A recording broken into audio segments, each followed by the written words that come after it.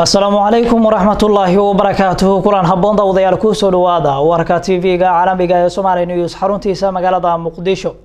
Waxaa idin waramaya Salaad Maxamed Khayre. Qodobada aan idin soo baahin doono hadduu eebaha raalli ka noqdana waxaa qayb ka noqonaya xubno ka tirsan dowladda federaalka Soomaaliya iyo maamul goboleedyada dalka ayaa gaaray magaalada Garowe ee caasimadda Puntland. Baarlamaanka Soomaaliya ayaa maanta dood adag ka yeeshay miisaaniyadda dowladda federaalka Soomaaliya ee sanadda 2021. Taliyaha ciidamada booliiska Soomaaliya ayaa lagu eedeeyay in uu dhulboob iyo sidoo kale barakicin uu ka geystay deegaanka ceelasha biyaha ee duleedka magaalada Muqdisho.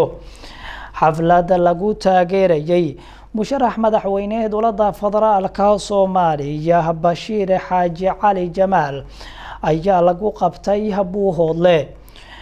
Shacabka magaalada Muqdisho ayaa aragtidooda ka dhiibtay muddaxileedkii ka idlaaday baarlamaanka federaalka Soomaaliya. Akhbaraadka dibadda waxaan idinku soo baahin doonaa waxaa qayb ka noqonaya Ilhaan Cumar oo ka tirsan Koongareeska Mareykanka ayaa waxay weerar dhinaca afka ay ku qaaday madaxweynaha xilkiisa si idlaanaya ee Donald J. Trump.